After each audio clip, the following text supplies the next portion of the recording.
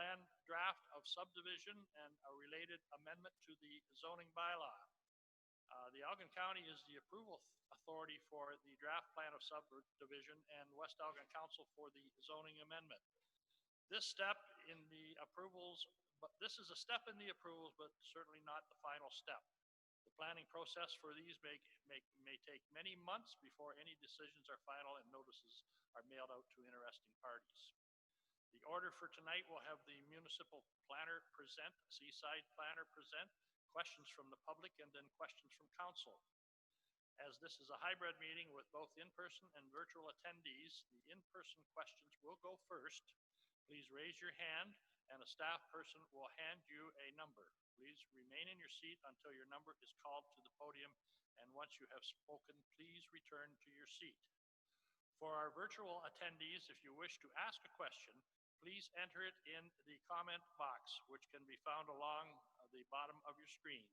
The moderator will read off all questions in order to which they have been submitted. So those are the basic rules that we're going to have to follow, and certainly you can tell your grandchildren that this is the first meeting that we've ever had like this in West Elgin, and you were in attendance. So with that, I would ask for a motion to the West Elgin Council hereby adopts the agenda as presented. Can I have a mover and seconder? Moved by Leatham and seconded by Cammert. Certainly a reminder to disclose any pecuniary interest. Uh-oh. You guys are all smiling. What am I doing? We're in favor. All in favor. What's that? Oh, yeah, all in favor. Well, you guys are always pretty agreeable. Disclosure to any pecuniary interest, and I see none. We have another recommendation that West Elgin Council proceed into a public meeting pursuant to Section 51 and 34 of the Planning Act and to review a draft plan of subdivision and zoning bylaw. Do I have a mover and seconder for that? Moved by Rowe and seconded by Tellier. All in favor? That is carried. Heather, at this time, if I could turn the meeting over to you, or you do that, or Heather? Okay, we'll turn it over to the clerk to read the purpose.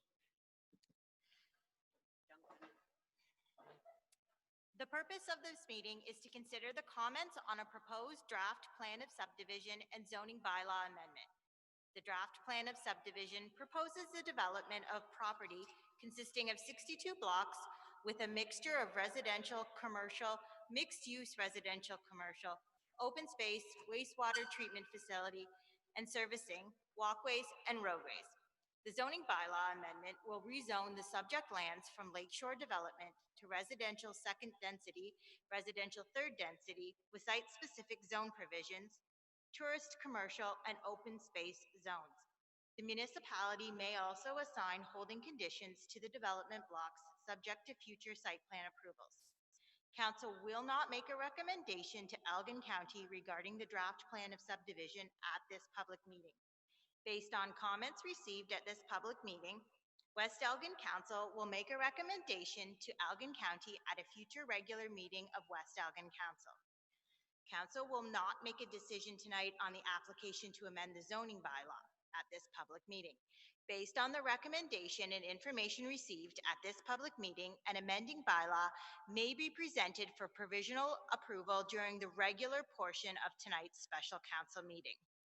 There is a public registry located at the entrance to the meeting, and if any member of the public would like to be notified in writing of the decisions on these applications, they are to provide their name and mailing address on the registry, and for those participating virtually, please email your name and mailing address to the planner by 9 a.m. on November 24th, 2020 to planning@westelgin.net. A person or public body may appeal a decision if they have made an oral submission at this public meeting or a written submission to council prior to the passage of a bylaw. Please note that a notice of decision will be provided by the County of Elgin Approval Authority once they approve the draft plan of subdivision, and a separate notice will be provided by the municipality once the zoning bylaw receives its third and final reading, and these decisions may be months in the future. Okay, just one other item for those of you in the gallery, as you can see, you are all social distance from each other. If you are more comfortable with removing your masks while you're seated, certainly feel free to go ahead. Well, yeah. Okay. They can remove their mask, can they not? Well, we can clarify that point for you.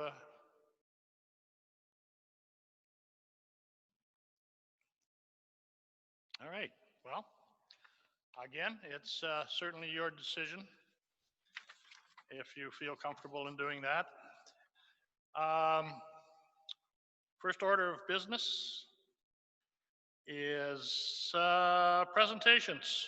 Our first presenter is Heather James, Municipal Planner. Heather.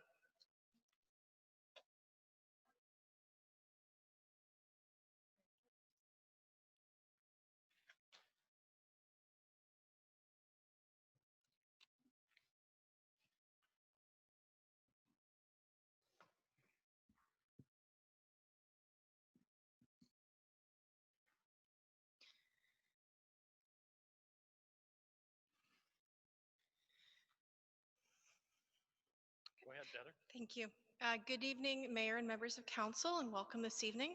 I'd also like to welcome all the residents that are concerned about this proposed development, as well as the Seaside team and all those who are participating online.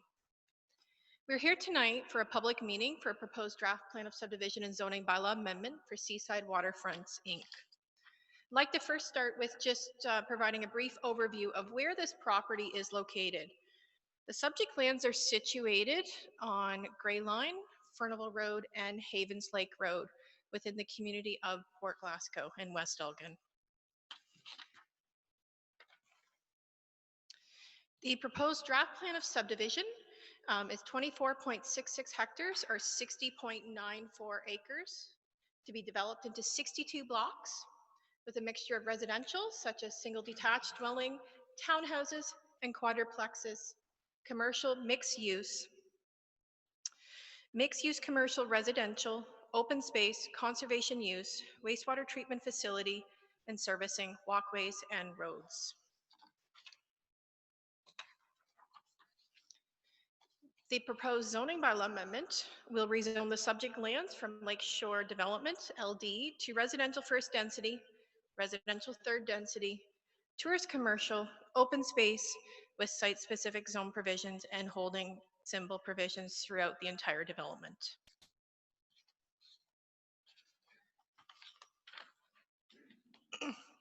Up on the screen before you is the zoning bylaw amendment schedule. Basically what it's done is taken all the blocks that are being proposed for the draft plan of subdivision and laying it out in terms of the zones that would apply to those blocks.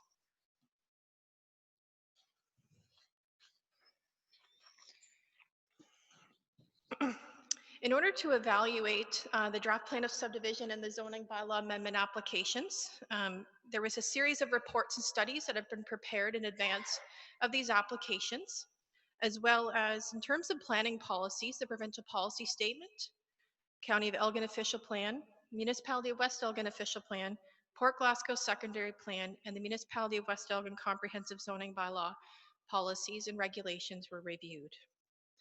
Comments were received from the public agencies and have been incorporated within the planning report. One letter has been submitted from a member of the public at the time of submission of my report. That letter was received from Audrey H. Miller, and I will read it out for council and the public in person as well as at home that can hear the letter.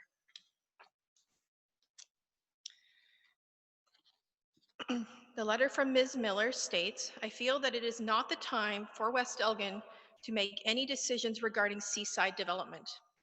We have a serious problem at the mouth of 16 Mile Creek. Water in Lake Erie is very high. We have erosion and flooding. The opening of the creek is blocked. Mother Nature is trying to find a new passage for the creek's flow. Wetlands are completely flooding and overflow at times in the Marina Basin. Without action on these problems, we may well have no marina and no beach. Let's do something about this before adding to the problems by dumping more seaside water into the creek and marina basin. Additionally, most of the studies and reports are outdated. They do not pertain to the changed conditions and landscape today. This is very bad timing and should not be considered. As well, the pandemic has created a completely different situation. The marina and beach area are filled to capacity. There is no parking available. Havens Lake Road is overwhelmed as people flock to this area.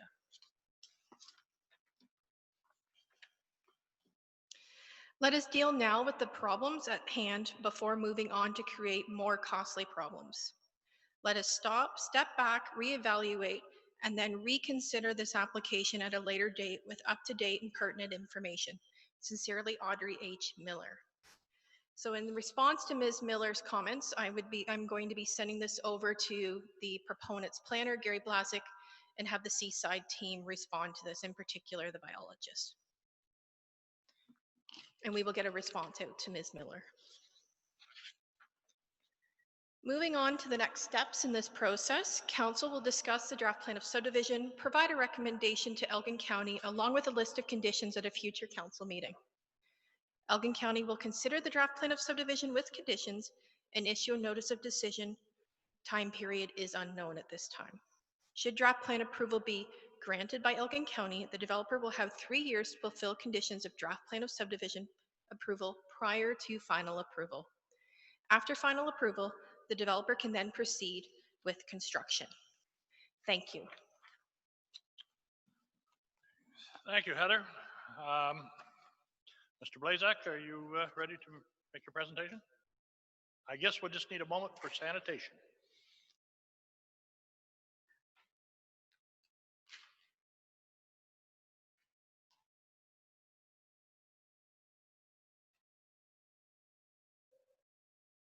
Yeah, I thought we were okay with social distance and no masks.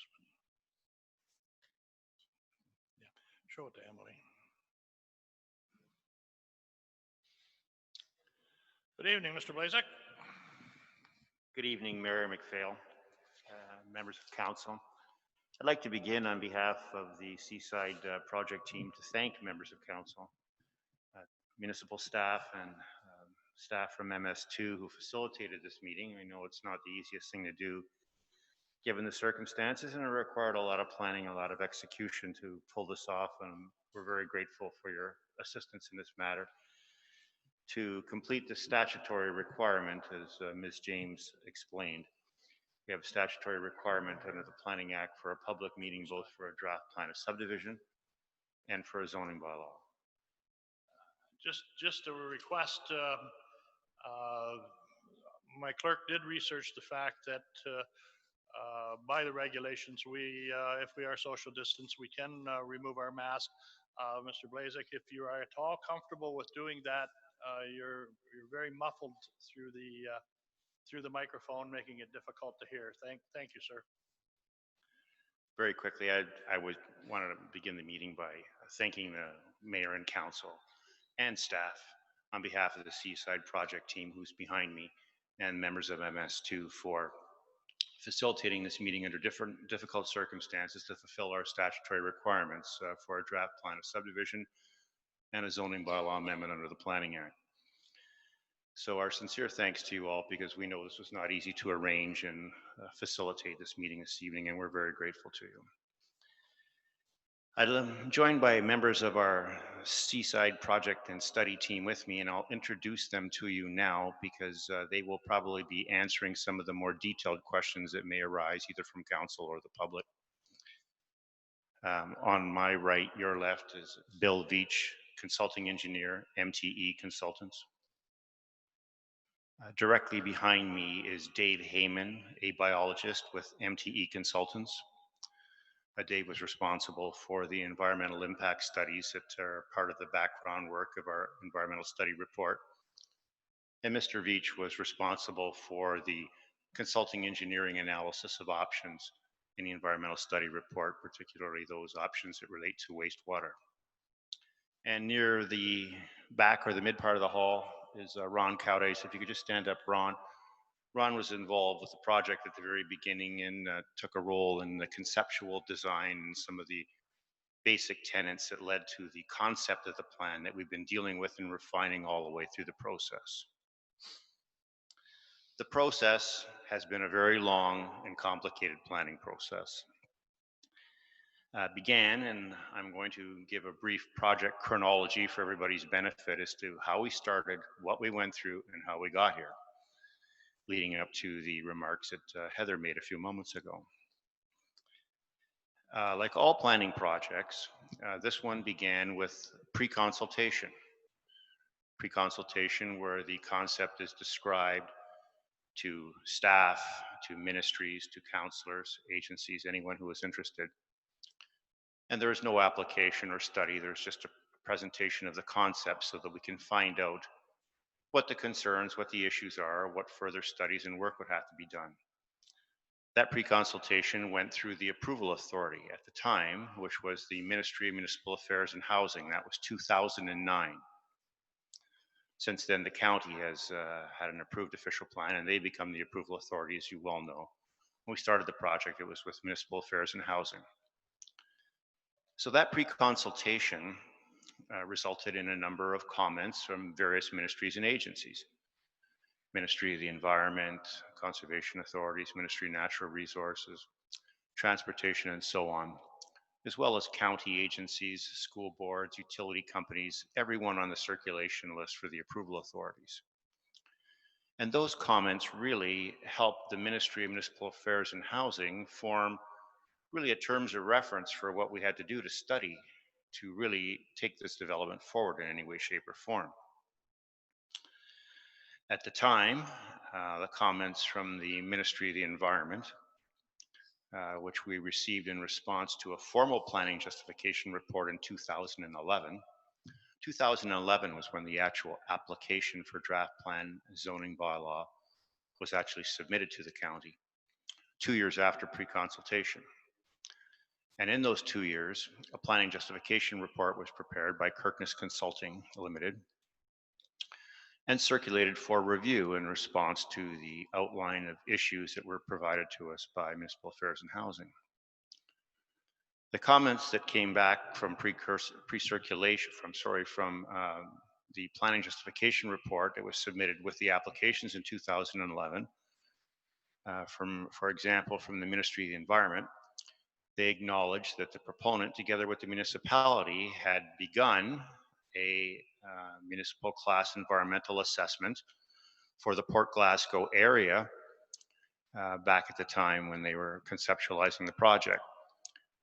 That project was never completed. The municipal class environmental assessment got as far as phase 2 of the process before it was abandoned in consultation between the developer and the municipality. The reason that that environmental assessment was abandoned was because its scope, as originally conceptualized by the Ministry of the Environment, included the entire settlement area of Port Glasgow, including the existing development on Douglas Line, and other lands in the area that might have been considered to be part of a servicing solution, part and parcel with the Seaside proposal. The feedback that the Ministry of the Environment and the Council received at that point in time was that residents in the municipality who lived in the Port Glasgow area were not interested in participating in any kind of a servicing scheme or retrofit service for either wastewater removal or drainage or any type of municipal services. And when the parties looked a little more closely at other lands owned by the proponent, it was decided to leave the lands out in what I believe is Lot 4, often referred to now as the Lighthouse property, because the development potential there was so much smaller and it was separated as the crows fly by approximately 1 kilometer of open space across the 16-mile creek ravine system. So what became of the pre-consultation in response to the earliest environmental assessment was the need to take on a new environmental assessment for private services on just the Seaside lands. And that really is when the project, as we're considering today, was really refined and conceptualized to look somewhat like it does now. Because we had boundaries that we could work with, set limits of areas that we knew had to be serviced, and we knew we were working with a private servicing system. And the private servicing system was primarily for wastewater treatment for sanitary sewage, and also a private servicing system for other forms of infrastructure such as drainage, stormwater management, internal roads, etc. So there was a need for a new environmental assessment at that point. And one of the other comments that came back from the Municipal Affairs and Housing was that the official plan was not in a position to accommodate this level of development in Port Glasgow. The lands were simply designated lakeshore developments at that area. And the intent of that designation was more for seasonal use and perhaps more campgrounds and some cottage uses. It wasn't for what the ministry conceived as a new settlement area in the municipality. So to that end, after more negotiations between the municipality and the province, along with the need for a new environmental assessment, the need for a secondary plan was identified for the Port Glasgow area. And that work began in 2012, and the Port Glasgow secondary plan was completed in draft form 2013, adopted by council, and ultimately approved in 2014. Now that solved one level of problems, and that level of problem is only at the policy level with the official plan. But the need for a new environmental assessment and the fact that we had an application that was active for a draft plan of subdivision still had to be addressed in a very comprehensive way. And it was because of that need that the detailed studies began. They were conceptualized and agreed to as an integrated municipal class environmental assessment with draft plan. So basically it took two distinct but complementary forms of provincial legislation and took the elements of both of them and integrated them so that the two processes, the planning process and the engineering process, were somewhat dependent upon one another. In fact, they're totally dependent on one another. If there would not be a successful environmental assessment, there could be no draft plan. If there was no draft plan, there was no reason for an environmental assessment.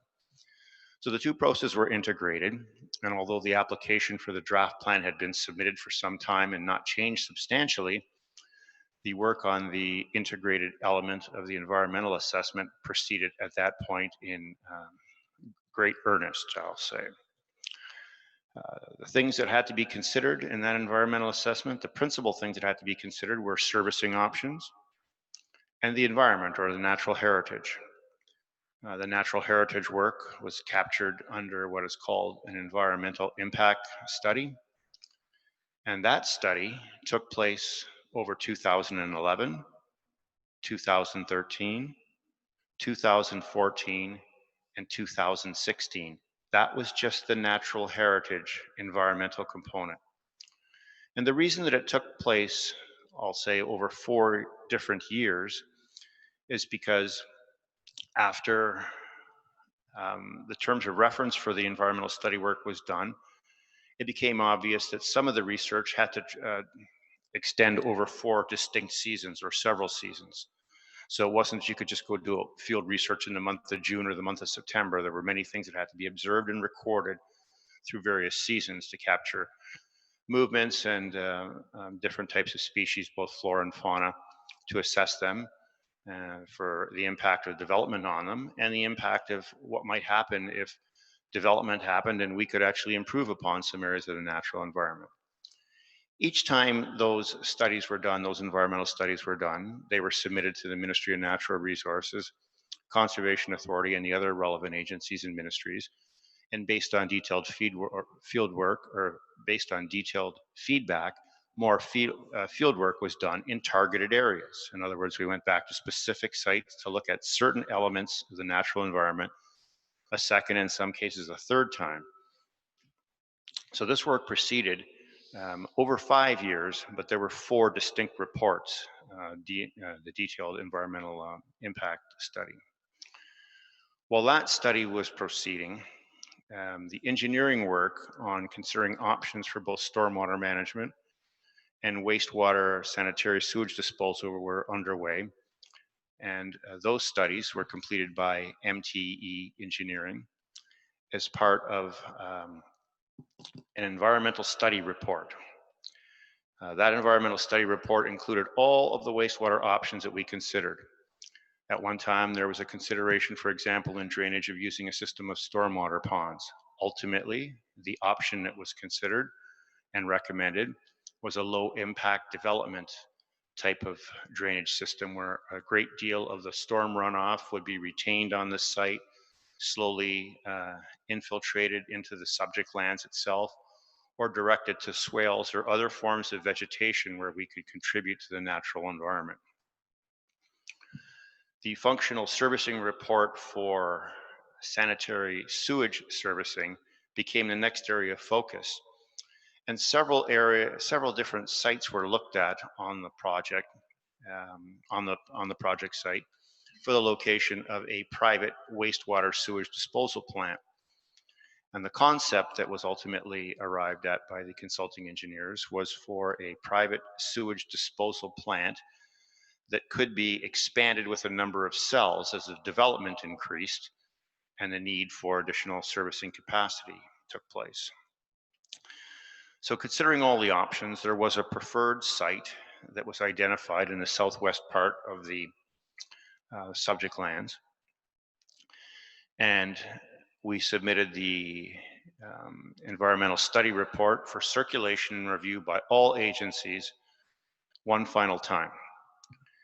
And at this point in time, we received word from the Ministry of the Environment, Conservation and Parks, as they're now called, and the County of Elgin, which still had a role because of the integrated nature of the environmental assessment in the draft plan, that we could ultimately issue a notice of completion for the study, that all agencies had been satisfied, and they were satisfied with the level of public input that we had generated over a number of public meetings over all of these years, and more particularly, some very targeted research with groups of interest, namely Indigenous communities that might have an interest in the study. So reviewing all of that public material, reviewing all that technical material on the natural environment, reviewing all the technical material on the proposed servicing solutions, reviewing traffic studies, reviewing the approved Port Glasgow secondary plan, we were in consultation with the Ministry of Environment, Conservation and Parks, were able to, as you see on the screen here, issue a notice of completion of the environmental study report on August 8th, 2019. The significance of that is that the environmental study report is essentially the supporting background study to the draft plan of subdivision. And the fact that notice of completion was issued means that all ministries and agencies were satisfied with all elements of the study in accordance with all of the criteria that they'd asked us to look at numerous times after significant review. So knowing that we'd had that part of the integrated process complete, we then turned our attention to the draft plan of subdivision, which the original application had been submitted in 2011 and then amended in 2014. In 2014, we took all the comments that we'd received about all the original design considerations in the subdivision and incorporated what we normally call red line revisions into a new plan. And that's the plan that you see on the screen here now. The biggest change from the original plan in 2011 to 2014 was actually quite minor if you compared them. It'd be very difficult to see unless you overlaid them. In essence, what really changed on the plan, other than maybe some geometry around some of the curves and roads, is that the development on the west side of Havens Lake Road was moved slightly to the east to be completely distinct from the drip line of any natural vegetation. And the development on the east side of the green feature to the east of Havens Lake Road, which is a protected natural corridor from the secondary plan, those developable areas were also moved slightly to the east away from the natural environmental area, essentially so they would be free and clear of the drip line of any existing vegetation. So with those adjustments, we were comfortable asking for consideration of the draft plan as currently submitted. And we wrote to the municipality and asked for this meeting.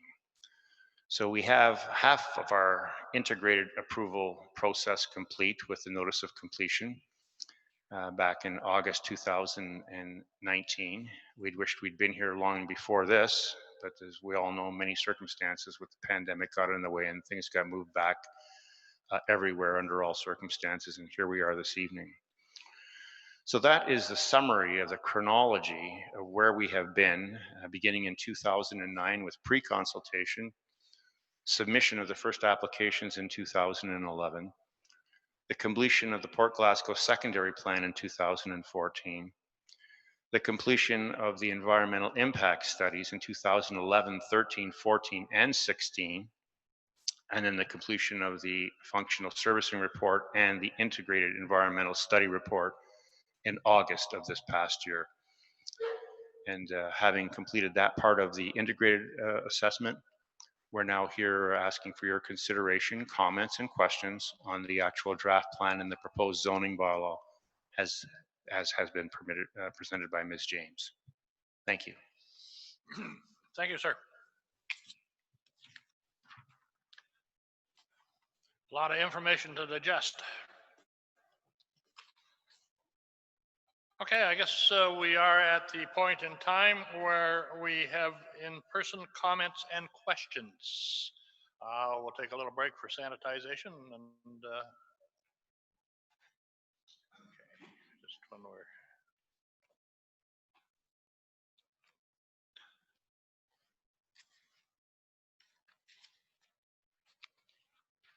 And we'll have to do this between every person that comes to the podium. Would ask you to just raise your hand. And of course, as in all public meetings, when you come to the microphone, please state your name. Al, you want to come first?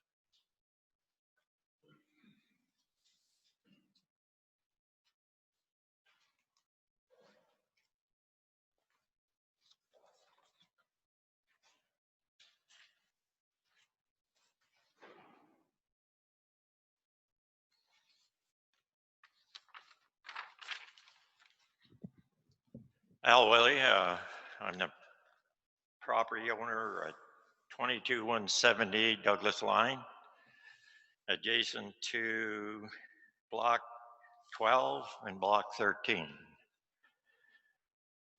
As the new drawing shows you, I guess it's gone now, but as it showed, that Block 12 does not have an entrance. Block 13 is indicated as residential. What does that mean? Residential to who? I have the house next door. Jim Johnson has a house the opposite side. Is this going to be a residential house built there? Or is it going to be a road entrance? Is it going to be a driveway? There's no such thing. I think Mr. Blizek did not say there was minor variance. I feel that it's a great variance in the last drawing. I mean, if that is to be an entrance of any sort, that lot is 52 feet wide. It's not wide enough for a roadway, and to my feeling, it's definitely not wide enough for a driveway. If it is, my property is within 3 feet of their property. I actually could reach out the bedroom window and shake their people's hand as they drive by. So, also on the other drawing, there was an entrance coming back behind that, I guess you'd call it the east side of Block 12. That does not indicate that now. As Mr. Blizek said, I don't want to say this, but I think he's trying to pull the wool over my eyes and a few other people's eyes. Why did he not state what that means? I have other concerns too about the amount of traffic that will be down there. That's a dead end road. And if he puts 16 units back there, that'd be, I'd say, a minimum of 64 cars. going down there, plus all the golf carts, etc. Every Sunday, every weekend, every day of the week during the summer. I think it would be quite congested. I think myself, they should find another entrance to that block 12, if that's what they're going to develop. On the original, one of the original drawings, they had an entrance coming off Gray Line of 14th concession. And now my thoughts are they will develop that block 13 as a roadway.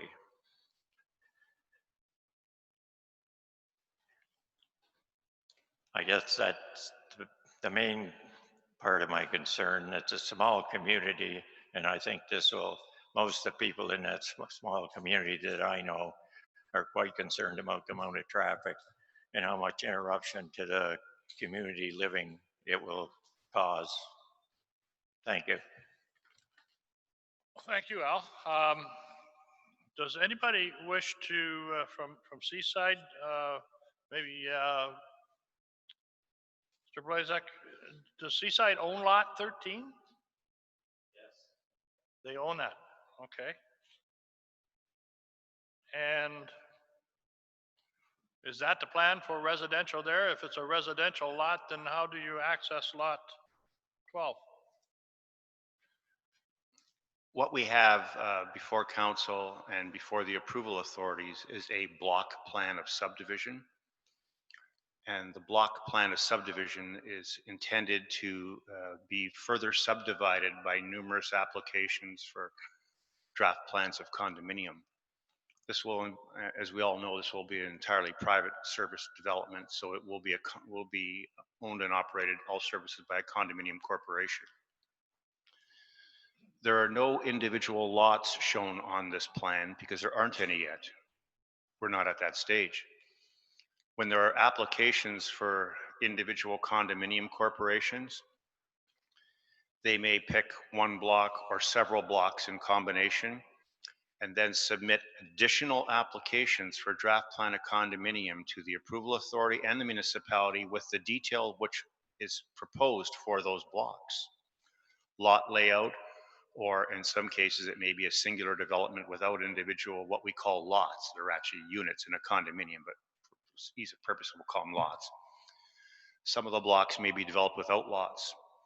In other words, there could be a multifamily block, or it could be a commercial block, and there would not be a subdivision within it, but there will still be a requirement for an agreement, and the municipality will be satisfied that that development will be properly serviced, properly designed before that next application goes anywhere further. This block plan of subdivision, and I apologize, I was remiss because I glossed over that element, does not have any detail about any lots because there isn't any yet.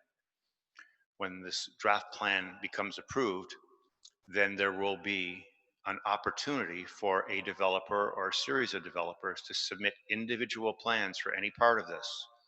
And they will all go through the same draft plan process all over again to your approval and satisfaction. Okay, thank you.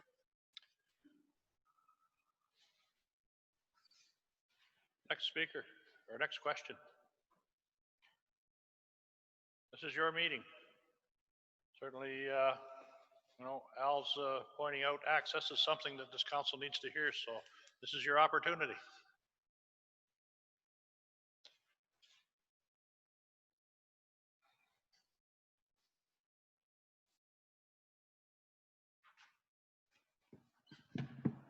Okay, so my name's Norman Miller and I'm a taxpayer in West Elgin.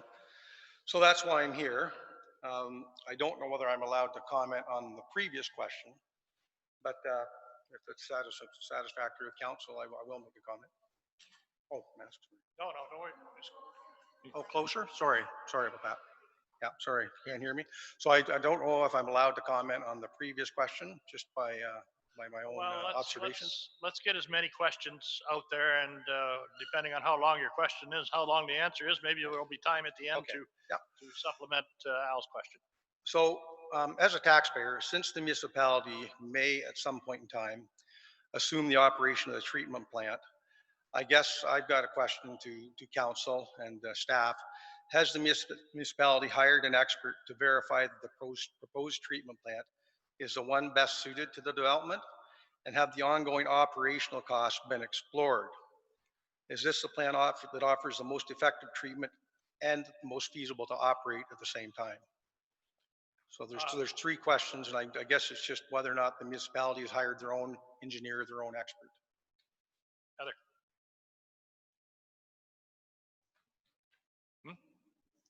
If you just share that microphone with Teresa, we'll be all set. Municipal Class EA has been sent to the municipal engineers for review throughout this whole process. They are aware of this draft plan of block subdivision and zoning bylaw amendment. At this point in time, we are not at the stage of getting down into the fine details of the actual treatment plant. That will be forthcoming with our engineers, and that again will have to come back to this council for review and approval. As well, this would be a part of the agreements that the developer will be required to enter into with the municipality. So I guess the answer to you, Norm, is, again, we're not at that point. This is just the beginning of a process, but I can assure you that we will make sure we have the professional assistance to make that determination when the time comes. Okay, because it is a concern. I mean, we don't want to be saddled with a burden financially that is going to affect every taxpayer in the municipality to, I guess, make this development go ahead. Just another point, and I just find it interesting. I was on council back when the secondary plan in 2014 was basically completed. And basically, I think Mr. Blazik was the planner for the municipality at that point in time. If somebody could just verify that.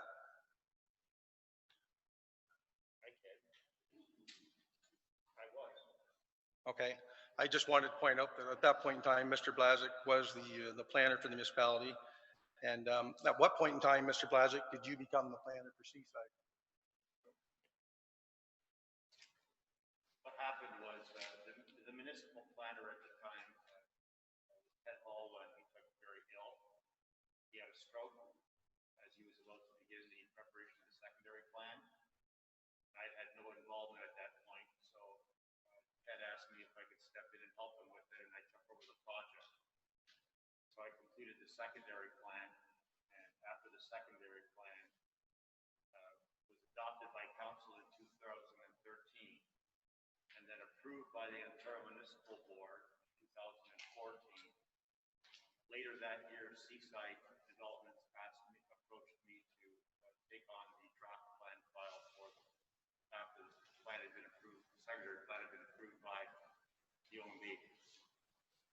Okay, I just wanted to clarify that. And I don't know now if I'm allowed, it's just a slight observation about Mr. Willie's question.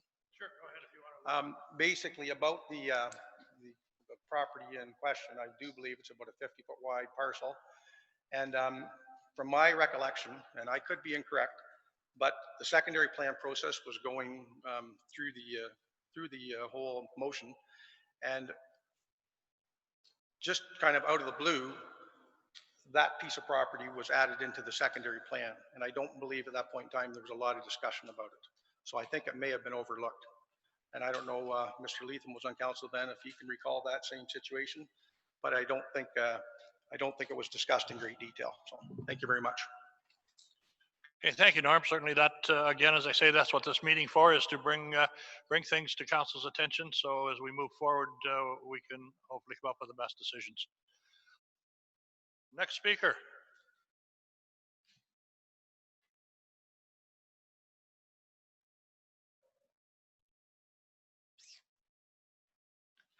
Yes, way in the back there.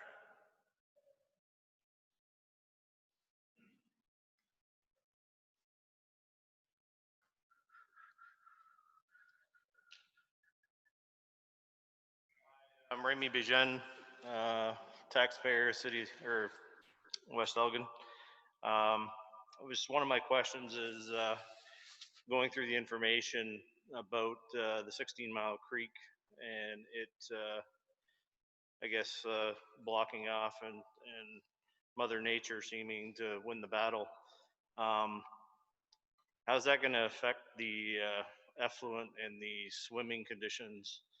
Um, in the summer, you're putting a sewage plant also right by our Diamond in the Rough beach, and what is that going to do for the patrons and the I guess me working in this business, I've haven't seen too many people swim close to a sewage plant in my career.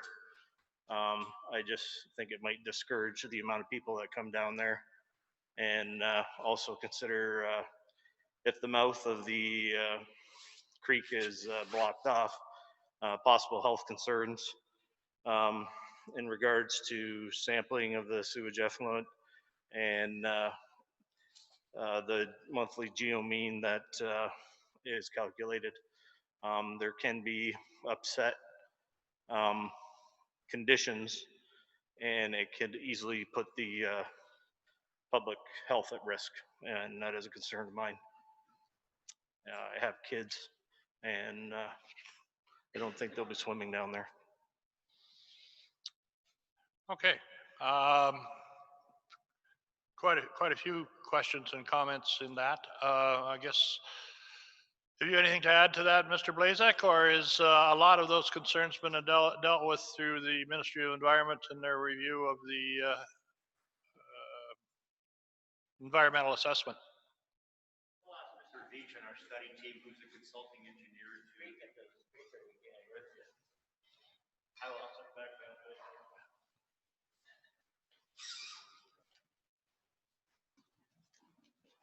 You'll have to bear with us. This sanitization is going to take a bit of time between speakers, but we'll get there.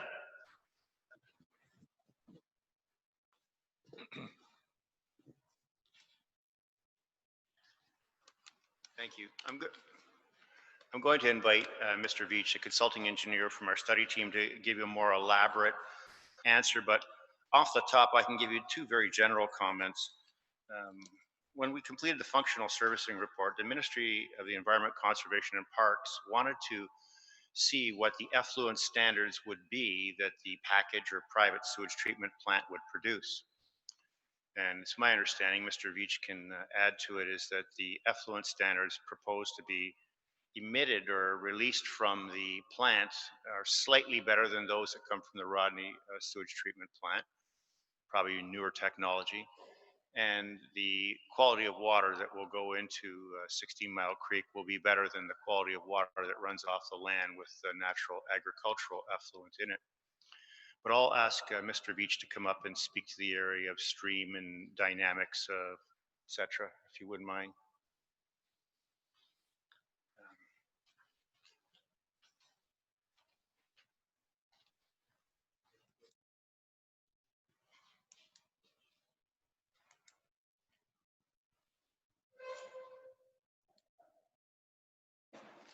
Thank you, Mr. Blazek. And as Mr. Blazek said, and as may recall on many of this was a very important discussion item through the Class A process.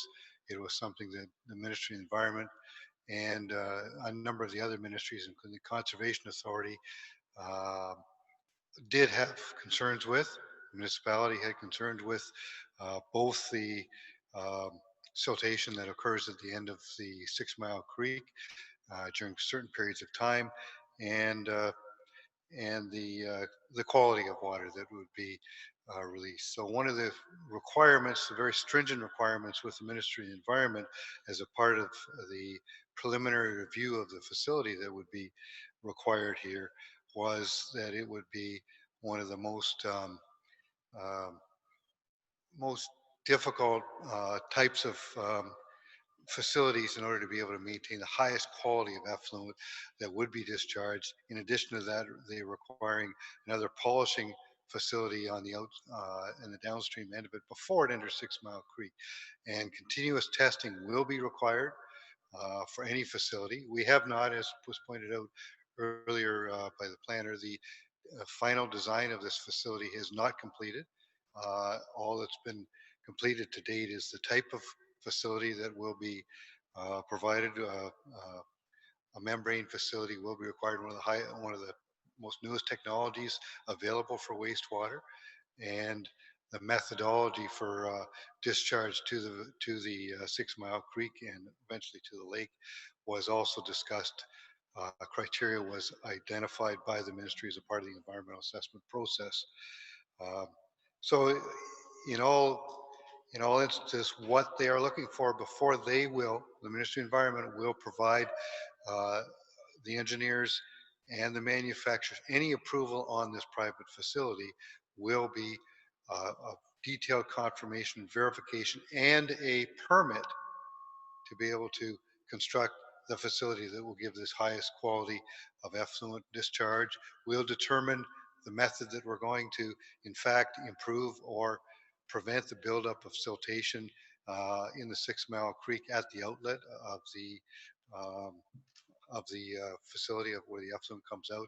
That is one of the criteria that was put forth in the environmental assessment, that had to be identified as far as how we are going to deal with the siltation and the fact that there could be blockage at that time. So those are still design considerations that have to be brought forward. They still have to be identified before approval of this facility. Just one question on my mind. When the ministry is setting the standards for effluent out of the packet facility, uh, the ministry will be setting that criteria. And was there ever any discussion about that criteria because of the close proximity to the lake, that it would be more stringent than a normal, say, the Rodney sewage treatment plant that's 15 kilometers away? Yes, yeah, and in fact, the write-up in the environmental assessment report very specifically identifies the proximity to the lake and the quality of water that has to be discharged. It's a much more stringent requirement than was required even for the Rodney plant or for agricultural runoff, anything else like that. It is much higher. This will be a tertiary facility, a membrane bioreactor system, which will tertiary system basically says that it's got significant more cleaning before it even leaves the facility, and then you're going to have a polishing facility downstream of that facility again to make sure that there's no other difficulties with it. Use ultraviolet um, radiation in order to be able to make sure that it's clean again as a part of the system. These were some of the criteria that the ministry brought forward as a part of the consideration of looking at even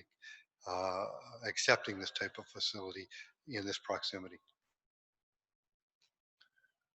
Um, so just to clarify my mind again, if there is a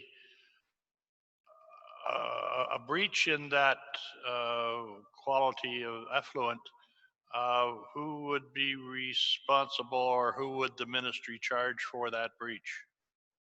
It's a good question. As a private facility, the corporation, the condo corporation, and um, the people running the facility would be responsible for any kind of difficulties with the facility. One of the items that the ministry has identified is that uh, the owners would have to have an ongoing maintenance contract with a licensed operator of the facility for the facility during the, um, it'd have to be a renewable license that they'll have to have as long as the facility is owned privately. And at this point in time, it's expected to be owned privately forever by the corporation that will own, um, it'll be the condominium corporation that will own these lands. And just one final point, the condominium corporation will be the individuals that have purchased condos in the development? You have to refer that back to Mr. Blazik to be specific about it, but it is a corporation that's registered, and it will have many owners of it, from my understanding. So That we don't need to dive into deep tonight, but Just something that I think everybody has to be aware of. You have something you want to? I can tell you very quickly how that would work. There would likely be an overall umbrella condominium corporation that is responsible for all services, owns and operates them, and lodges with the municipality securities to the effect that the developer would be liable even if the condo corporation was defunct. The municipality would still be financially safe harbors. That would be calculated, and those securities would be held by the municipality. So there'd be one overall condominium corporation that owns and operates the private services. And then there will likely be smaller condominium corporations within that would be subservient to the parent condominium corporation. And to follow up to that. Just come to the mic, Al.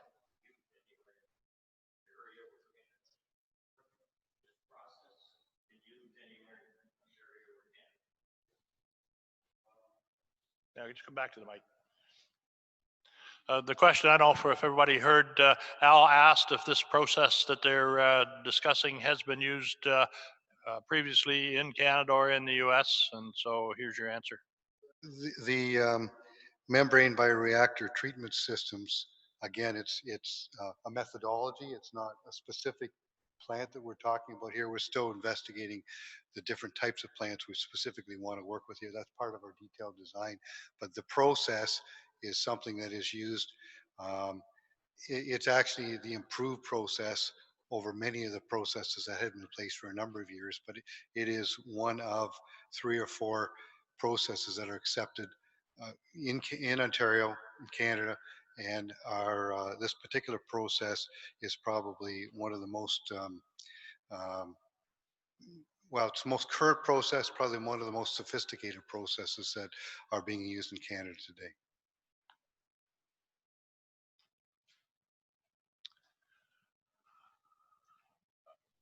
Oh, okay. What's the average lifespan of this methodology that you're talking that, is it an industry standard they're using, and how long do you expect it to last? It is an industry standard. The process is something that's, as I say, been developed and been approved and been used fairly commonly now in many municipalities and in any other private works. A lot of times it is used as well. As far as the longevity of it goes, I can't give you a specific timeline, but I think they start around 50 years. And then again, in this particular case, it's a module system that we are looking at, considering, which can be replaced and replaced with other technology or newer technology as it comes along, or it can be added to and replaced and expanded as needed. So the initial modules that would be put in place would be only to deal with the wastewater from, say, the first phase of the development, and then additional modules would be added to it as required as the additional flows come to it. So the whole thing is going to be designed to be able to be capable of servicing the entire development, but only parts of it will be brought in at any particular time.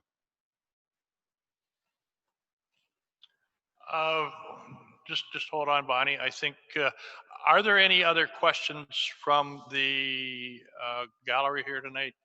Way back in the corner there, Jim.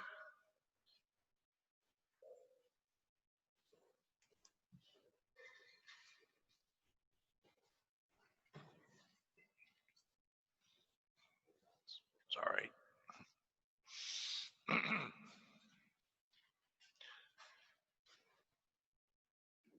Jim Johnson, land property owner to the adjacent to number 12. Again, my biggest question is, why is there 40 different blocks of, like, where's phase 1, where's phase 2? I just want to know kind of how this is going to work. Like, why have they got all this one big project? Probably answer that, Mr. Blazek. Yes, I can answer that from here so everyone can hear without going through the whole process again. Is that okay?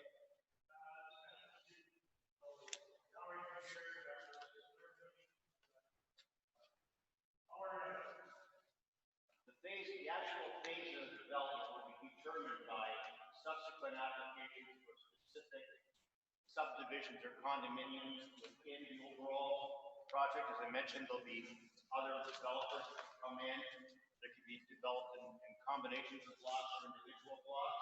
But for all intents and purposes, what only makes the most sense for phasing is to develop from the south towards the north, because that is the direction of drainage and gravity flow.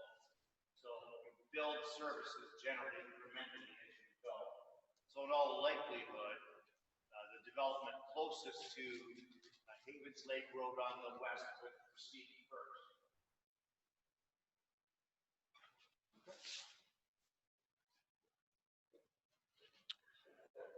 Any, yes, Remy?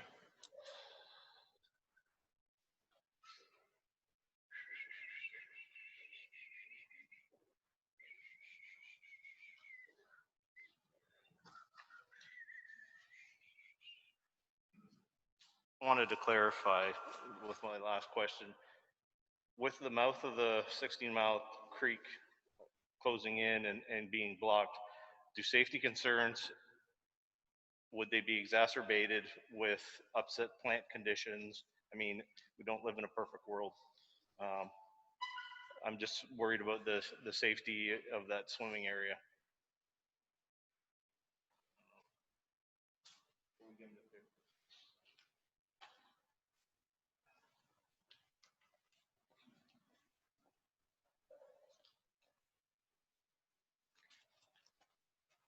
Thank you for your comments and your concerns. And as mentioned, the design of the facility and the approvals of any facility or any discharge from the facility has not been finalized, has not even been started as far as approvals through the Ministry of the Environment. It will run with an approval permit as well. It basically is going to be similar to any other sewage treatment facility or water treatment facility or any stormwater management facility. It will have its environmental certificate, an ECA process has to go through, and it'll be registered with the ministry for compliance and has to be regularly reviewed. As far as the outlet goes, that is something that the ministry has identified, and as I say, the Conservation Authority and other authorities that have interest in this area as an area that needs to be identified, how to protect it, how to make sure that it is going to remain safe. In my opinion, there will be no approvals put in place for any final design or final approval of that facility unless all the agencies and the municipality are satisfied that it will be a safe outlet, a safe discharge from the facility for the intended use of what the beach is down there right now.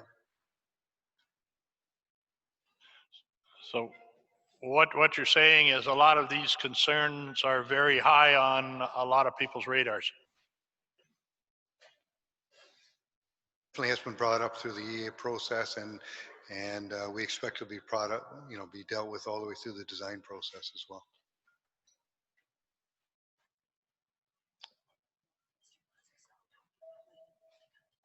Okay.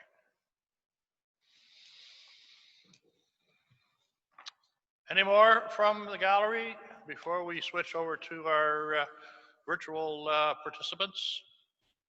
Yes, Norman?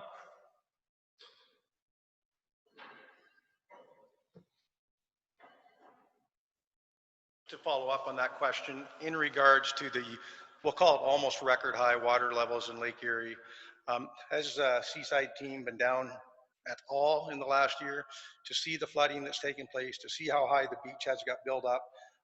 Because there is photos of the whole creek system flooded right to the municipal washrooms. So in the last year, have any further studies been done, or have they been down to witness any of this themselves?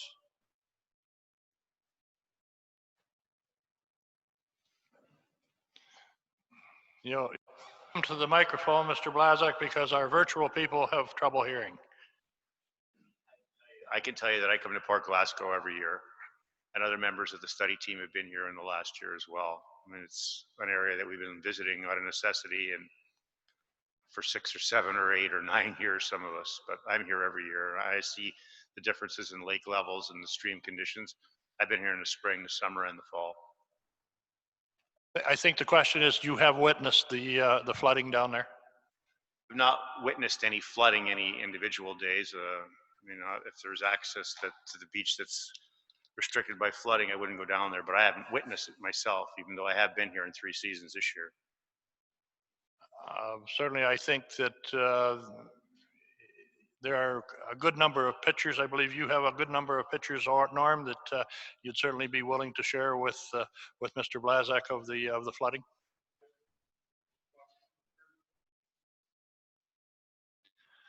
Okay, any more questions from the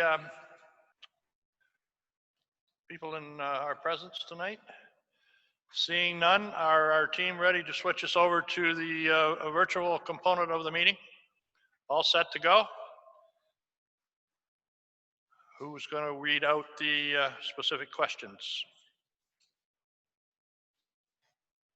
Okay. I just asked if there were any questions. There are no questions at this time. That's too easy. All right. Well, if we have none from our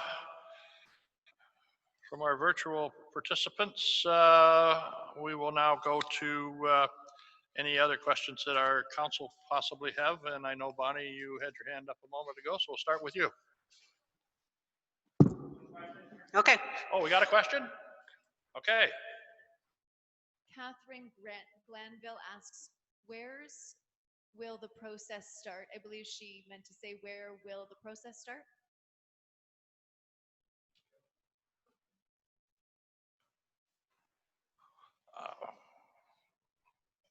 I'm a little confused with the question, so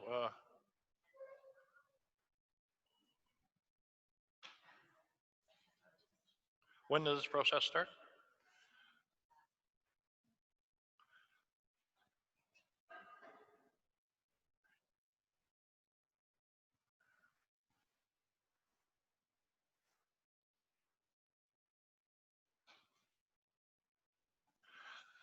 I guess when it comes to the process, would I be safe in saying it started back in 2009, and where the end is to be determined? If I can add some clarity, and I'm not certain exactly what the individual is asking, but what they may be asking is when will there be specific development proposals? So if that is the question, and I'm just surmising that might be it, when does development proposals start? It will only be after subsequent applications for either site plan approval or draft plan of condominium are received with designs and concepts for individual developments on these blocks. That cannot start until the draft block plan receives approval from the approval authority. So under a normal course of events, I would hope that the approval authority would look favorably on this plan in the next 1 to 3 months.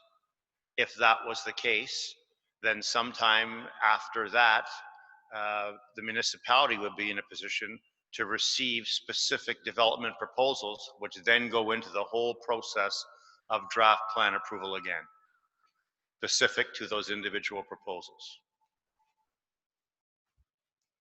Catherine Glanville wrote, Zoom could not hear the answer before. Where does the development begin? Could you repeat the answer?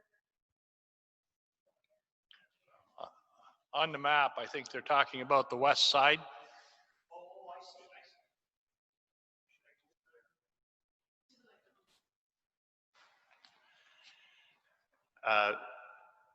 The comment that we made momentarily ago about the phasing, I will repeat.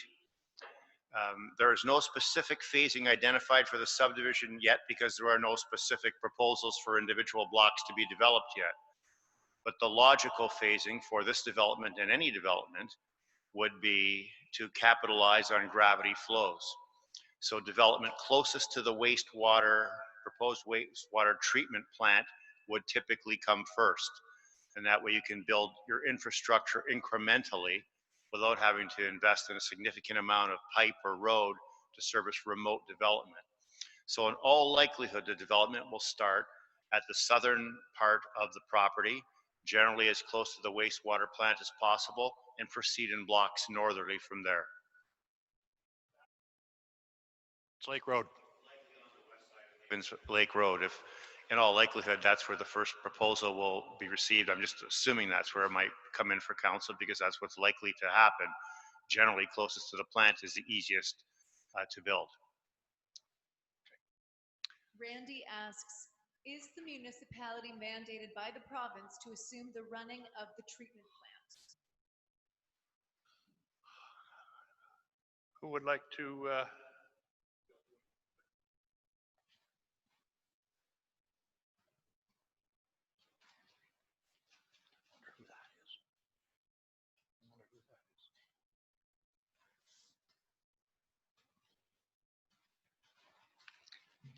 I believe the question of the ownership of the facility was discussed um, over a number of years, over the past number of years. And because this is a condominium association, it's a condominium plans that we put in place here. There is not a requirement by the province that the municipality has to own and operate the facility. The municipality has the choice to do so, but if they were to do so, they would have to enter into an agreement with the condominium corporation for that facility. At this point in time, all the work, the Class EA, all the other information that has been brought forward to date has been, at least up to the point of the Class EA being provided, has been that this design selected for the wastewater treatment plant will be a centralized private communal wastewater treatment system on Block 33 owned by and operated by the condominium corporation. There is no requirement for the municipality to be in ownership of it because this is an entirely privately owned site. If this had been public roads, if it had been publicly owned or individual lots, individual single family homes, there would be a different discussion. yes? Catherine Glanville asks, why townhomes and quadruplexes in a beach town? Did you get that?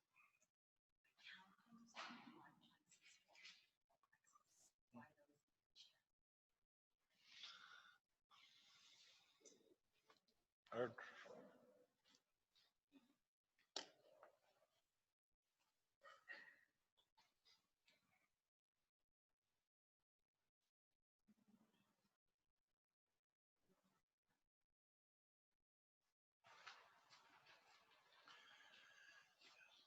In order to do calculations for expected sewage, population thresholds, servicing, etc., we had to make some assumptions as to what probable forms of development could take place on this property.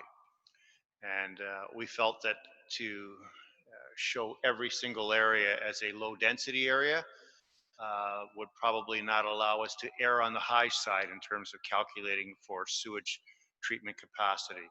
So we have some mixed concepts shown here, and that takes us to a level of effluent generation that'll probably be in excess, which may manifest on the ground, but at least it gives us the confidence that we're planning for more rather than less. And whether or not there are townhomes or quadruplexes or individual blocks of single detached type dwellings, that'll be decided when individual applications are made for the various combinations of blocks. But for planning purposes, we took a slightly denser approach to development here than what may happen, but what we thought would be reasonable from a planning perspective. Next question.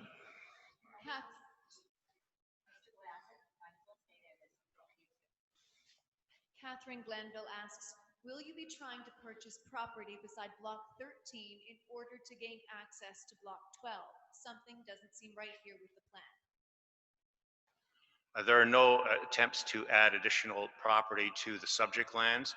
If that was to happen, it would require an amendment to a draft plan if a draft plan was approved. So there'll be no additions after the fact unless the process is repeated. But there's no attempt or an intent right now that I understand to acquire additional property to add to what's already here. Next question. Catherine Glanville asks, people with money will purchase these townhomes and quads and Airbnb them out.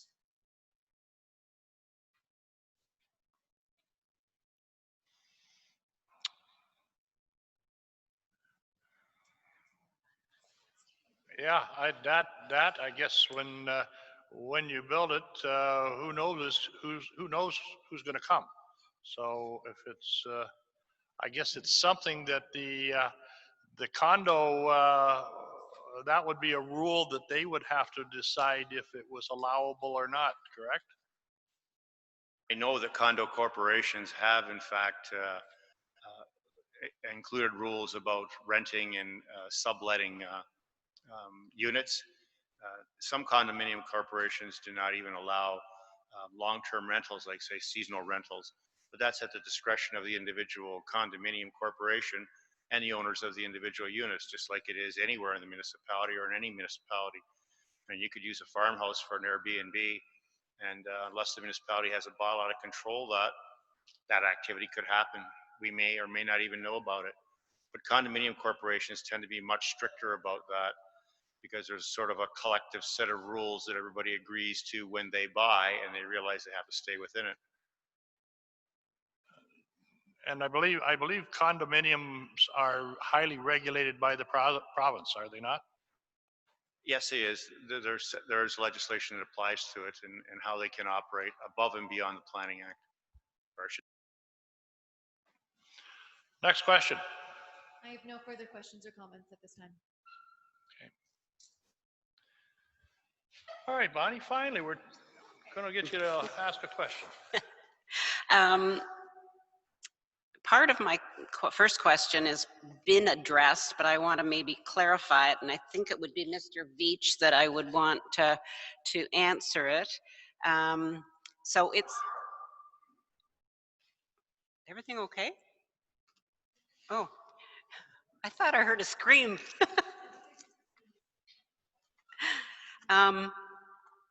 So talking about the impoundment at the mouth of 16 Mile Creek and the concern with making that worse, and I understand that a more detailed design would need to be discussed with the various ministries to address that. And in my research, I, reminded myself that from the time the initial Minister of the Environment commentary on your study in 2014, since that time, the lake level has increased 4 feet in just 6 years.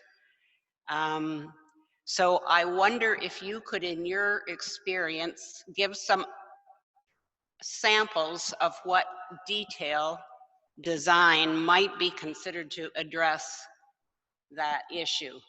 I'm mostly concerned about the flooding, which is very bad down there and has been, as someone said, right up to the washroom that's currently there. The municipal washroom has flooded out half that parking lot.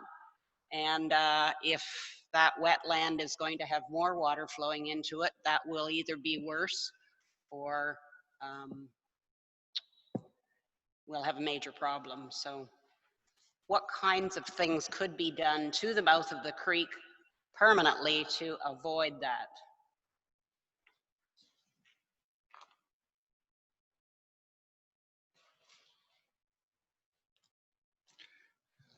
Thank you for your question. As I said, the detailed design has not been completed at this point in time. I can't really give you any specifics on this particular one. There certainly have been other methods of dealing with it at outlets to rivers and creeks and other areas that do block. In the class environmental assessment final report that was put together, the paragraph that came from the ministry, well, through the Ministry of Environment, as a part of this was, it basically said the area around the mouth of 16 Mile Creek is prone to flooding resulting from sand buildup along the shoreline of Lake Erie during large storm events. Supplemental baseline flows from the wastewater treatment plant may assist in mitigating that impoundment of flow in the mouth of the 16 Mile Creek, thereby reducing the level of algae within the creek and Lake Erie and Port Glasgow. During detailed design, the cause of the buildup of sand will be further analyzed. A design solution will then be developed to prevent the sand buildup and the backup into the 16 Mile Creek. So at this point in time, there is not a solution that we have developed. We haven't studied it in any great detail to determine, like basically what's happening is the sand's building up, causing the water to stay in behind it and flooding behind it. It's not the lake level rising over top of it and causing the flooding. It's the mouth being filled up. We need to find a method, as they talked about in this report, with the continuous flow from the effluent discharge. It will continue to, like right now, the water is intermittent. It flows down the creek, and that's what's causing the blockage sometimes during the higher storm events. The intention here is the fact that the water will continue to be continuous flow that will help to maintain and move that material away that's blocking the end of the creek. The intention is really to make it better, not worse than it is. And we have to come up with a design to satisfy the municipality and the ministry to make sure that those issues can be addressed. And we haven't got a solution at this point. And maybe I can ask my second question of you as well. In section 7.1 of your environmental study report, under the benefits and impacts of the selected facility, your report says that there wouldn't be any noise or odor from the facility because the building and the holding tanks are covered. Did that statement take into consideration any odors produced when the tank is pumped? From what I understand, the pumping of the tank is going to be one of the most expensive parts of this operation and maintenance of this type of a facility. So I would think that that would mean that it would be pumped fairly frequently, but I don't know how often that might be. And is there a smell at that time?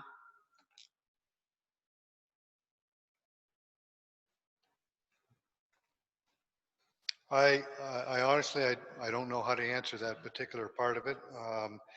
The manufacturers of the facilities that we are looking at or considering right now, build a lot of package type systems across Ontario, and they're modular. They're very modular in nature.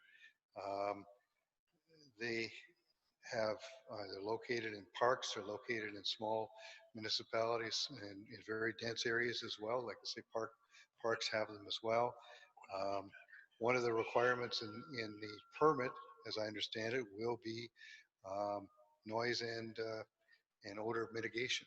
And that'll be a requirement that needs to be met at any time, whatever part of the operation is, and it's got to be reported continuously to the ministry.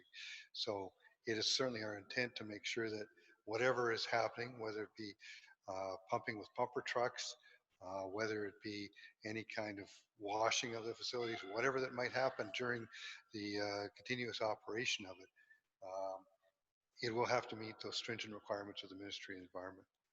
And certainly that's the intention of the calls for the design of this facility that we're looking for right now. Thank you. Richard, you're up.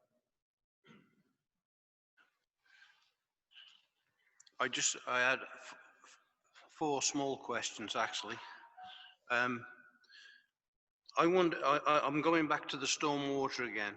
I wonder what will happen to all the water, stormwater on a major rain event, with the water coming off the roads, rooftops, driveways and car parks. Stormwater ponds only work for a time, and then it has to go somewhere.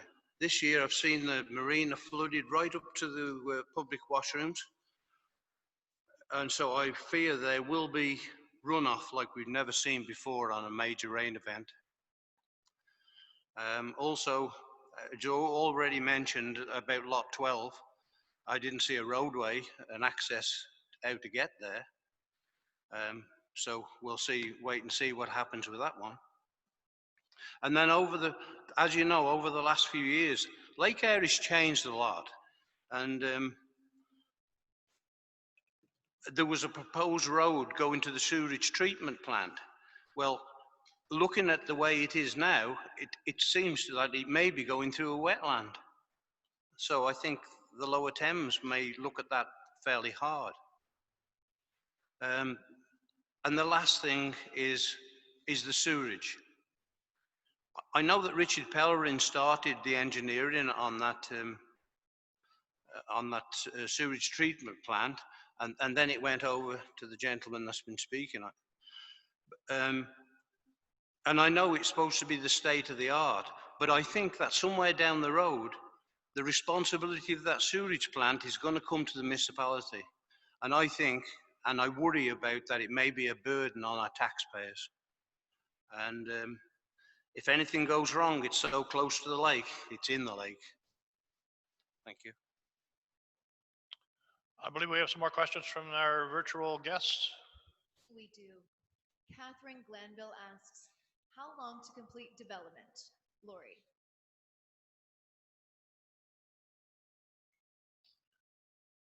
Could you repeat that?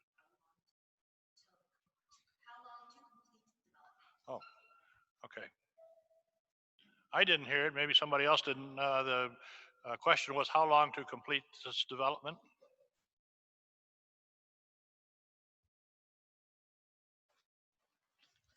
It's unknown because we don't have specific development proposals. We don't know if they will come from one developer or groups of developers. But my best guess would be this build out of a community of this size usually takes 10 to 15 years at the very least. Market forces generally prevail.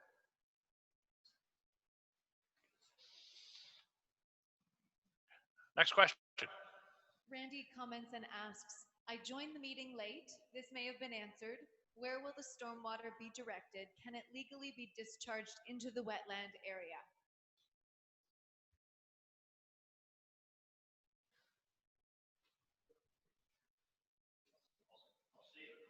Microphone. If one refers to the environmental study report, and I believe that we had the cover page of that document, we can put that up here. You'll know you're looking at the right document, which is also available on the municipal's website. If we could go back to that cover page for the environmental study report. If anyone is interested, this is the overarching document that contains the most relevant, most up-to-date information that is subject to the notice of completion. It covers all of the earlier studies before it. And in this particular document, if you thumb through it, you will see a number of colored figures and drawings that are referred to as LID solutions, LID, L-I-D, meaning low impact design. That has been the approach for stormwater management throughout this entire project. So we're not looking at the traditional location of one or two large storm ponds. We're looking at capturing development in swales, bioswales, and internal drainage mechanism, which are based on retention until infiltration can take place. And those studies have been taken for different parts of the subdivision.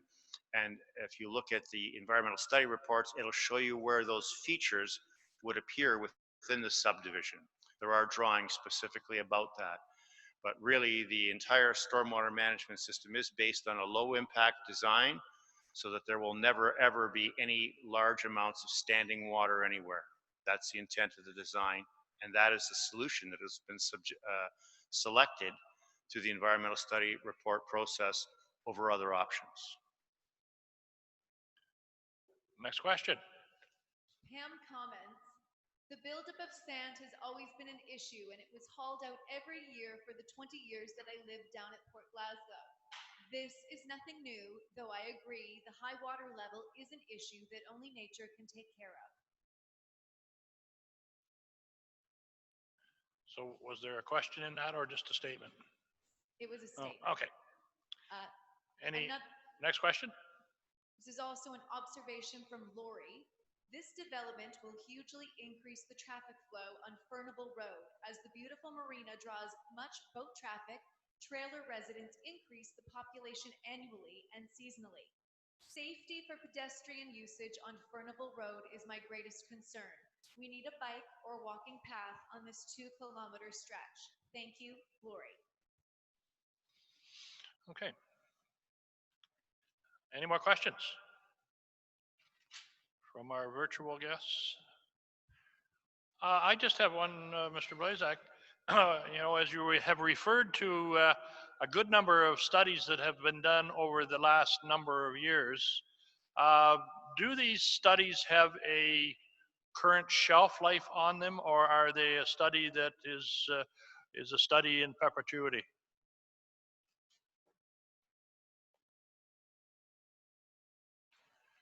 Studies have a shelf life only for purposes of statutory approval. There has to be a point in time when a study is okayed or reviewed and accepted, and that has a carry forward effect on things such as a draft plan.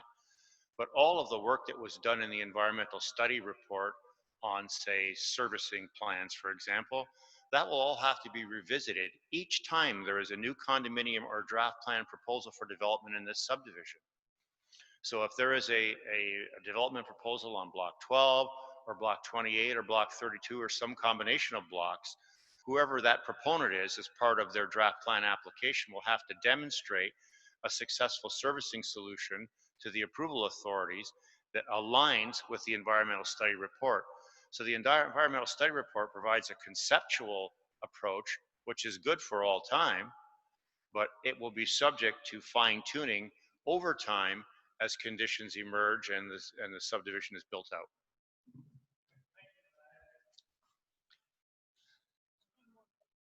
We have one more, yes. Catherine Glanville comments and asks, thanks for response regarding 10 to 15 years to complete development. However, does this mean up to 10 years of noise?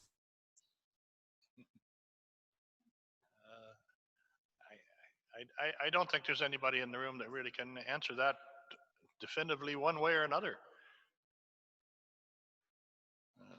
Sorry, I don't think that we can have an answer on that. Any more questions, comments from council?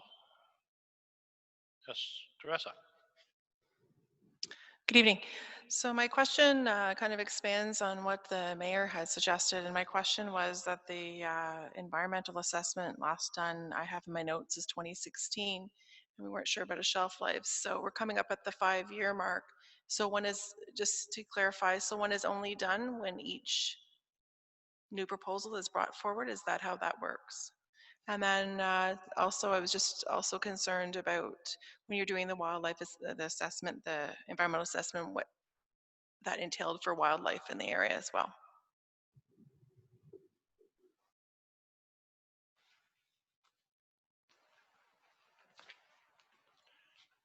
There's a possibility that the environmental study report could be updated at some point in time if a detailed development proposal looks at an area at a much higher level of detail than we have.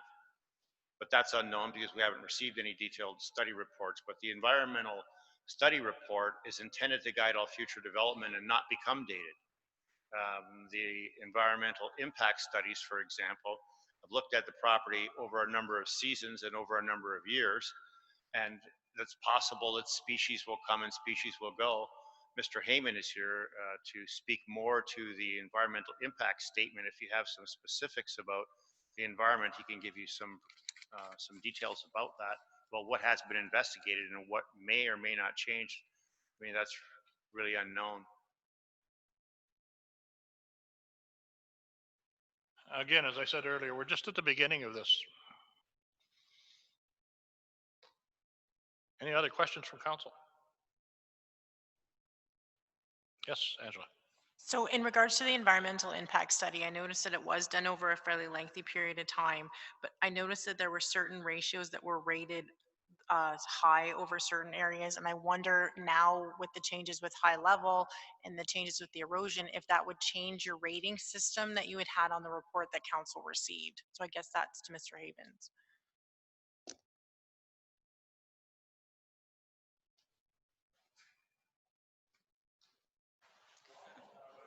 No Yeah, worries. it's looking pretty good there. Thanks. So I guess if I can be clear, so you're talking about specifically about elevations of the lake when it comes to environmental impact Yes. study? Okay. And So you had the ranking system on the one right. table I was reading? Now the baseline that we're dealing with is the Conservation Authority's floodline and wave uprush estimates based on historic events. And so, as you know, the lake's gone up. We've had lake levels lower. So we're evaluating it on a long-term water level, not a precise time zone. So, for instance, when we first started, uh, the water lake level was quite low. Another time we had the lake level was up, and there's a culvert that goes into the marina from the east side of Havens Lake Road into the marina. It was submerged, and then it was back down below. So lake level changes quite a bit from just spring to fall, and then from year to year. So we're using it as the long-term elevation when we're doing the evaluation, not at the point in time when we did the report. So would that change now based on some of your assessments rated some where they're ranked 4, 7, 10? Would some of those assessments change based on today's? No, no, because we're taking into account the high lake levels that were expected over the long term, and we're at about that, or just slightly below the high lake level long-term average for Lake Erie.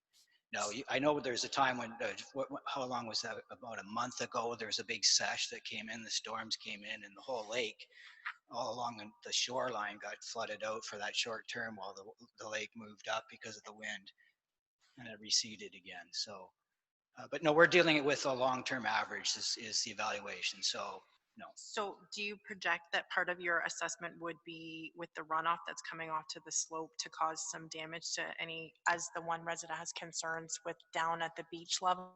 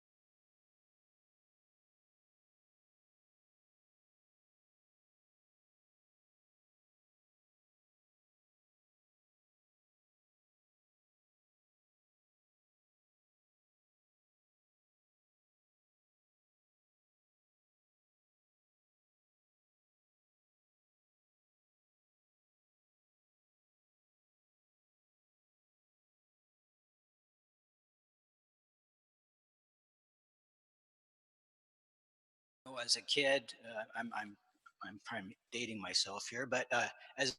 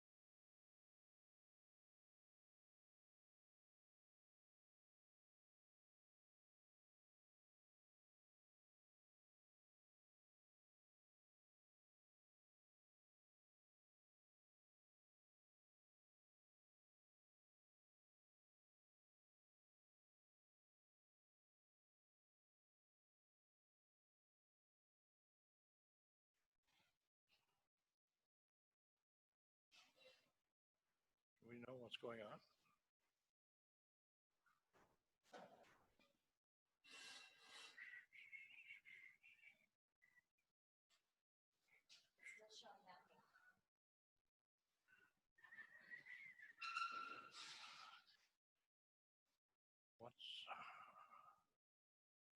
Have we lost our feed?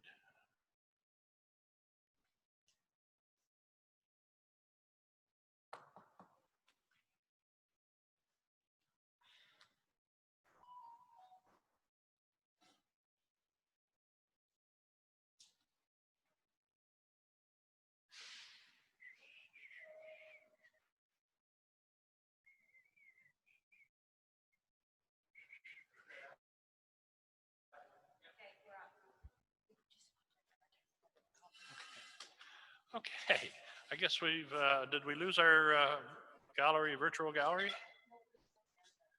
Okay, well, certainly this is all new to us. So technology always isn't cooperative, so I think we're back at a position that we have another question. Randy asks, with the lake level at all times high, what adjustments have been made to accommodate them? Have the regulating authorities asked for changes due to the higher lake levels? Okay, who wants to tackle that one? I think that we have covered some of it, but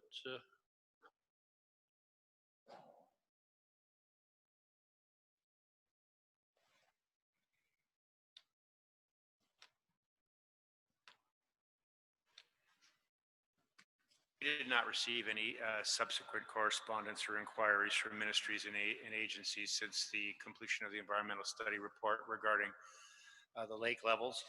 Mr. Veach did indicate, though, that that is an area of discussion that is going to have to be considered during the design phase for any and all infrastructure here, and that's inherent in the environmental study report for which we have notice of completion. So the ministries and agencies that are concerned about protecting the municipality, protecting the lakeshore, protecting any infrastructural investments here, have made that an ongoing issue that we must address as we move through various phases of design and development. It will always be a consideration, as the fact that part of the lands are in the regulatory area of the Conservation Authority. That's not going to change. okay. Yes, Heather.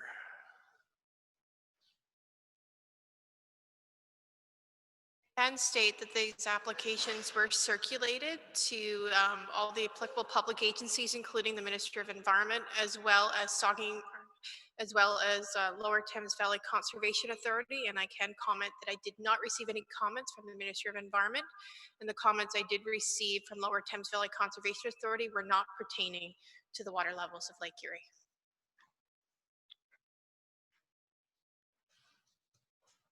Okay, any more questions on your screens? No?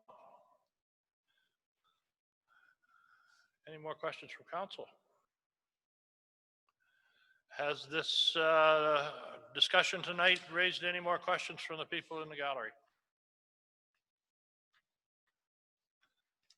Okay, well, as stated earlier, this is a process that has a tremendous amount of work left before anything is done anywhere, and certainly it'll be a transparent process from council's perspective, and certainly people will be kept abreast as to the developments, how they move forward. That's it. We do have some housekeeping to finish up here. Do you want to put your report forward, Heather? Oh, okay. We'll close the public meeting. First off, I should read my agenda. Recommended that West Elgin Council hereby closes the public meeting at 8:51 p.m. to reconvenes into the special meeting of council. Moved by Cammert and seconded by Leatham. All in favor? That is carried. Now we have some recommendations to finish. Heather, do you want to do your recommendation?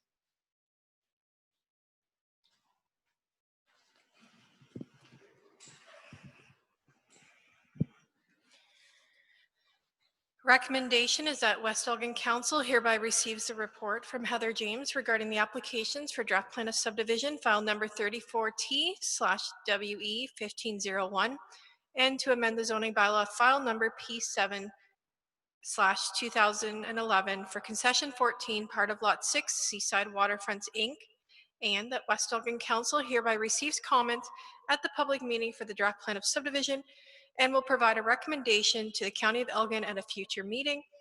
And lastly, that West Elgin Council consider providing a first and second reading of the bylaw to amend the zoning bylaw, subject to the conditions on the bylaw as presented in the bylaw portion of the agenda, and that a third and final reading of the bylaw be considered after the plan of subdivision has received draft plan approval. Thank you. Okay, just a question, Heather, that by council passing a first and second reading of this bylaw, it's a situation that many approvals and a lot of discussion will have to take place before a third reading is presented before council. Correct. That is correct. As per my recommendation, a third and final reading would not be granted till after the plan of subdivision has received draft plan approval, and that would have to come from the County of Elgin. So there's definitely a few more steps in this process before we get to that stage. Okay. You've all heard the recommendation. Do we have a mover and seconder for the recommendation? Moved by Rowe, seconded by Tellier. Any more discussion? All in favor? That is carried. We have a recommendation, provisional zoning bylaw. You want to do that one? Have you got that, Heather? The provisional zoning bylaw, or do you want me to read that? I've already provided it to you. The recommendation. Did you want to read the recommendation, or do you wish me to? Okay, I will read the recommendation for the provisional zoning bylaw, and the recommendation is the bylaw 2085 being a bylaw to amend the municipality of West Elgin's comprehensive zoning bylaw 2015-36 for the property known as concession 14, part of lot 6, be read a first and second time and provisionally adopted. Mover and seconder.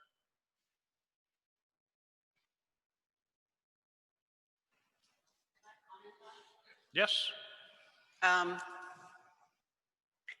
This was a big decision for me, and as I look at the steps that need to follow afterwards, those steps can't happen until this zoning bylaw has been amended.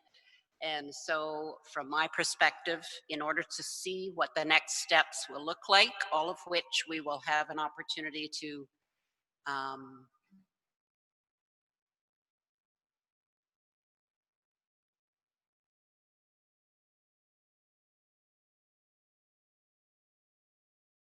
passing the first and second steps of this bylaw amendment. So I'll motion it.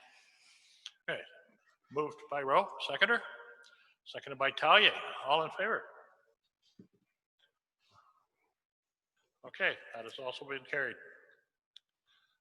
Confirming bylaw recommendation of bylaw 2020-86 being a bylaw to confirm the proceedings of the special meeting of the council held on November 23rd, 2020 be read a first, second, third, and final time. Mover and seconder. Moved by Cammert and seconded by Leatham. All in favor? That is also carried. On adjournment, recommendation that West Elgin Council hereby adjourns the special meeting of council at 8:55 p.m. to meet again at 9 o'clock on November 26, 2020, or at the call of the chair, mover, and seconder. Moved by Rowe, seconded by Tellier. All in favor? That is carried. Thank you all for coming. And I know that there will be a lot more information before this is all over with. So thank you, Mr. Blazek and your team. For all of you that joined us virtually, thank you also. And everybody be safe. Mm-hmm.